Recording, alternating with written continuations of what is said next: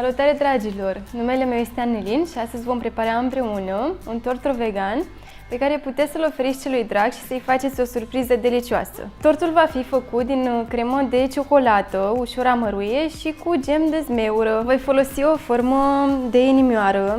Am cumpărat-o de la Ikea, o puteți găsi și voi acum.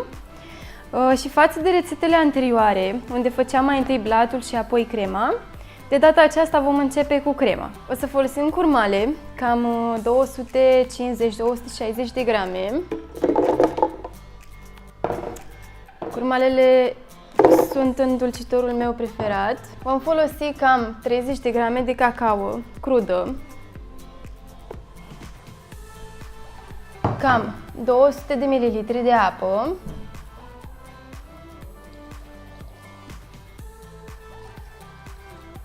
ok.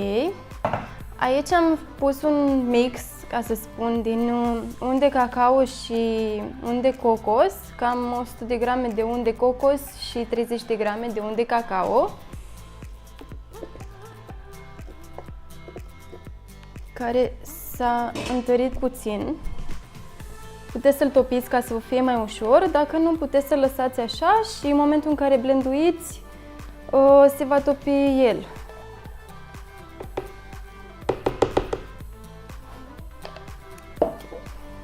Puțin alcool, cam 30-40 de ml.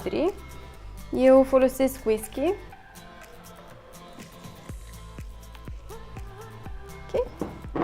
Puțină sare. Cam în toate prăjiturile cu ciocolată pun puțină sare pentru a accentua gustul. Și avem nucile de macadamia.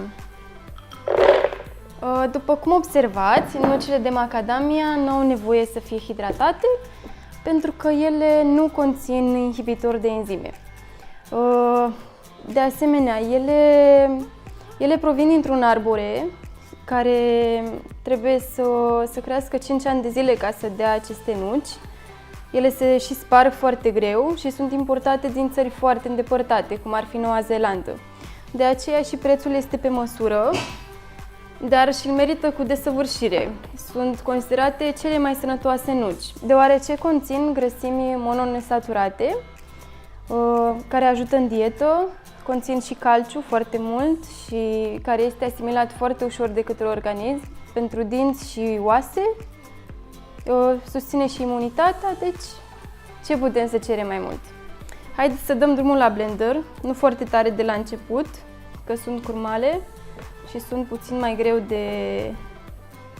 de blenduit.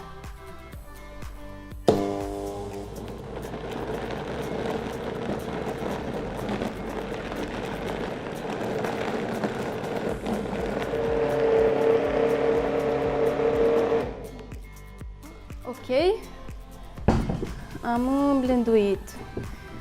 Poate să fie nevoie de la 3 până la 5 minute, în funcție de ce blender aveți. Este o cremă puțin mai groasă, deci să nu vă speriați că nu se face foarte repede. Și acum o să punem în formă. Dacă doriți să-l faceți pentru cei mici, puteți să renunțați la cei 40 de ml de alcool și să completați cu apă. Oricum este un tort foarte sănătos, nici nu există comparație cu ce există în comerț și sigur o să cucerească pe toată lumea. Acum că am pus crema, o să o lăsăm puțin la congelator, câteva ore. O să punem blatul, trebuie să înghețe foarte, foarte bine, deci o să-l scoatem abia a doua zi din formă. Și apoi o să așezăm gemul de zmeură peste. Am scos crema cam după 3 ore și acum să preparăm blatul dintr-un mix de 50 de grame de semințe de cânepă, 50 de grame de hrișcă, cam 100 de grame de nuci românești și cam 100 de grame de curmale. Le punem pe toate în blender, le mixăm cât mai mărunt.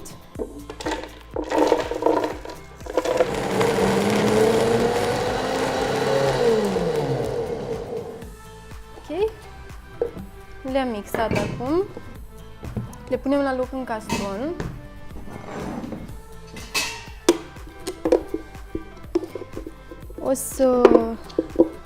O să mai punem puțină apă ca să se omogenizeze mai bine. Puteți să puneți și mai multe fructe dacă doriți. Fructe uscate. Doar că aș vrea totuși să păstrez un echilibru, să nu fie foarte, foarte dulce blatul. O să fie de ajuns crema. Nucile românești se leagă foarte bine când le amestecăm cu puțină apă. La fel și hrișca. Hrișca devine ușor gelatinoasă atunci când punem puțină apă, iar compoziția se leagă mult, mult, mult mai bine. O să pun și cam 5 grame de cacao. Dacă tot este tort de ciocolată, să facem și blatul, tot cu ciocolată. Amestecăm bine, bine, bine, să se omogenizeze. Acum este perfect, este chiar și ușor lipicios. Aveți grijă compoziția să nu fie moale, pentru că dacă va fi moale, blatul va intra în cremă și nu ne dorim asta.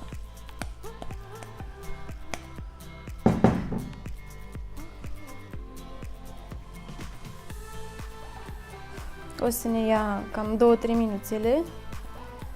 Pentru mine asta este partea cea mai grea, să modelăm blatul, dar o facem și pe asta.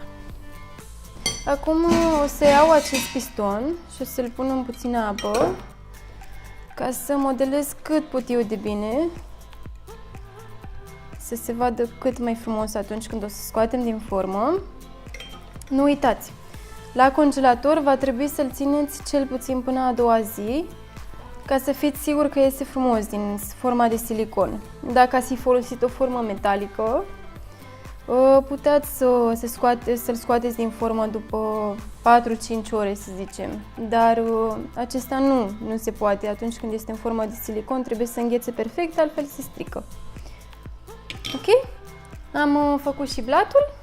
Îl lăsăm până a doua zi la congelator și după ce îl scoatem din congelator, vom face și gemul de zmeură. Cam așa trebuie să arate tortul după ce îl scoateți din formă. Și acum să ne apucăm de făcut gemul de zmeură, rovegan, bineînțeles. Și avem cam 200 de grame de zmeură, cam 100 de ml de sirop de agave. Ok. Și o să mă ajut puțin de paletă.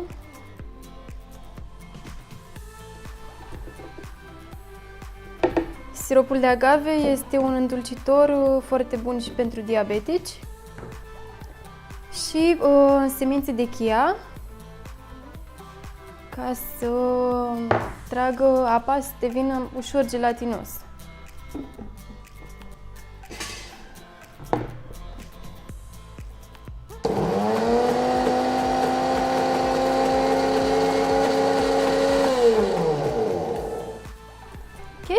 Foarte puțin a fost nevoie, pentru că sunt fructe, nu sunt nuci. Să pun la loc într-un castronel.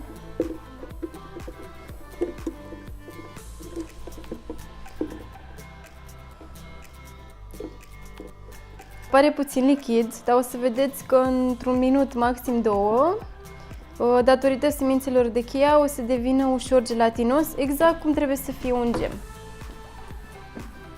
Mai amestecăm puțin cu paleta și acum o să luăm un pahar, un poș. Dacă nu aveți, puteți să folosiți o pungă de congelator. O așezați pe pahar și o să turnați gemul de zmeură.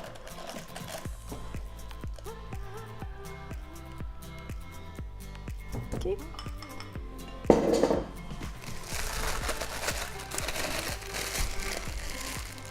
Și cu el vom orna acest tort minunat. Am terminat de pus gemul de zmeură și acum o să mai punem câteva fructe ca să terminăm de ornat. Și puțin lime pentru o pată de culoare și, bineînțeles, nelipsita lămâie. Acesta este tortul cu ciocolată, puțin alcool și gem de zmeură, perfect ca să-l dăruiți celui drag. Dacă v-a plăcut, vă invit să dați subscribe și ne vedem data viitoare. Pa, pa!